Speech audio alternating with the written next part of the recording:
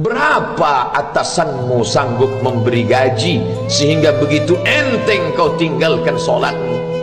Apa yang dijanjikan istrimu sehingga begitu enteng kau berikan yang haram?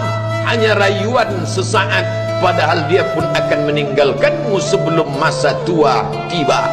Apa yang dijanjikan anak-anakmu?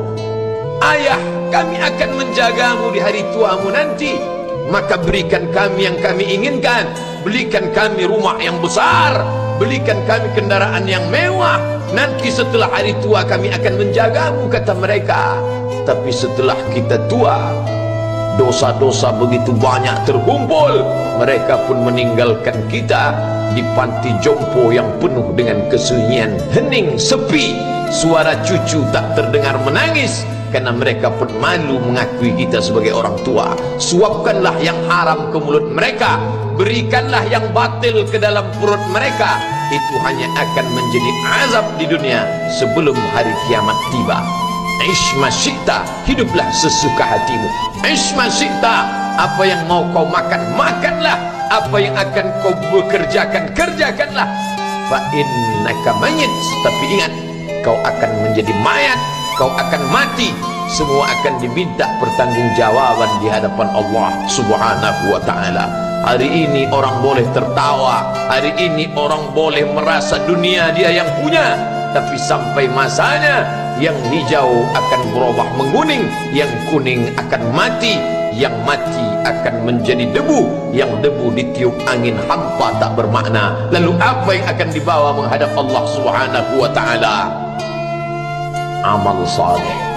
Kalau pernahlah mulut itu membaca sepotong dua potong ayat sebelum berangkat bekerja, kalau sempatlah masuk ke kamar mandi mengambil air wudhu, solat sunat duha sebelum berangkat bekerja, kalau sempatlah ketika duduk dalam suasana santai membuka iPad lalu dibuka Quran digital sambil melihat beberapa ayat merenungkan maknanya mengingat mati, kalau sempatlah mulut mengucapkan subhanallah wa bihamdihi subhanallahil azim, kalau sempatlah anak istri dibawa ke masjid iktikaf mendengarkan pengajian, kalau sempatlah beberapa persen dari pendapatan itu dilimpahkan ke rumah anak yatim panti jompo masjid, kalau sempatlah beberapa meter tanah dibeli untuk pembebasan mendirikan rumah Allah, kalau sempat memberikan beberapa karpet untuk rumah yang selalu ditinggalkan, kalau sempatlah membelikan beberapa kilo beras untuk yatim piatu dan panti jompo, itulah yang akan menolong di hadapan Allah. Adapun rumah besar dengan beberapa semen, dengan beberapa busi yang banyak, semua akan menjadi tinggal kenangan. Mereka akan menjual, membagi-baginya.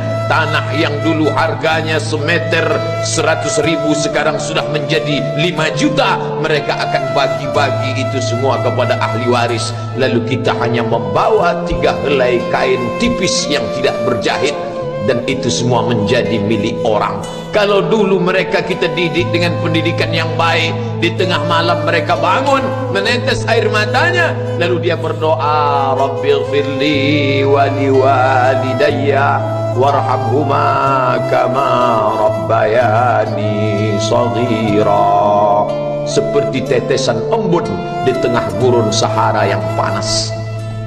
Kalau sempatlah mereka berdoa, Allahumma ighfir lahu warhamhu wa'afihi wa'fu anhu, maka mengalirlah air yang sejuk ke tenggorokan yang kering.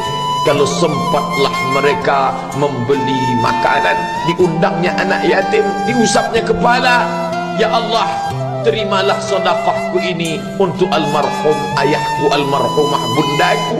Aku tak dapat membalas budi baik mereka, ya Allah, mereka sudah mendahului aku. Maka akan mengalirlah itu sebagai perlipur lara di tengah alam barzakh sementara kiamat tiba. Tapi kalau mereka hanya dididik dengan keduniawian, dididik dengan kemewahan, disumbat mereka dengan materi, tak pernah diingatkan pada mati. Ketika kita mati, mereka pun juga akan mati perasaan ingatannya. Paling celaka lagi, mereka mengingat kita dengan mengantarkan bunga, mereka mengingat kita dengan pakaian hitam, mereka mengingat kita dengan suara musik, Mereka mengingat kita dengan memajang foto kita besar-besar di dalam rumah, dan itu hanya menjadi penghalang rahmat Allah turun, tidak berkesan sedikit pun.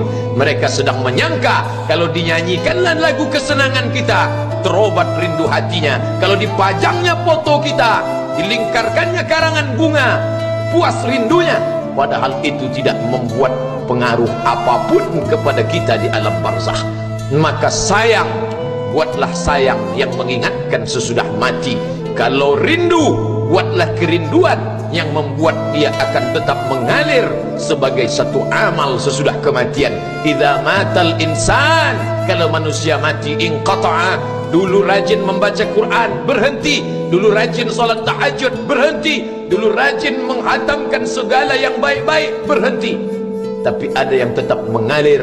Di antara yang mengalir itu adalah sedekatun jariyah. Sempat membelikan beberapa bungkus nasi, nampak orang tua di panti jompo menyuap nasi itu, menggeletar tangan mereka karena usia lanjut, menetes air mata. Kita bukan sedang melihat orang tua, kita bukan sedang melihat orang lain. Saat itu kita sedang melihat potret diri kita 30 tahun yang akan datang. Di mana aku 30 tahun akan datang? Surga, kenikmatan yang luar biasa, tapi dia tidak akan dimasuki oleh orang yang biasa-biasa. Solat biasa, baca Quran biasa, zikir biasa, untuk mendapatkan yang luar biasa, maka itu bukan perimbangan ibadah yang fair. Hanya dengan solat wajib biasa, hanya dengan baca Quran biasa, hanya dengan zikir biasa, hanya dengan sedekah biasa, berharap akan masuk ke dalam surga yang luar biasa, maka sungguh bukan suatu perimbangan.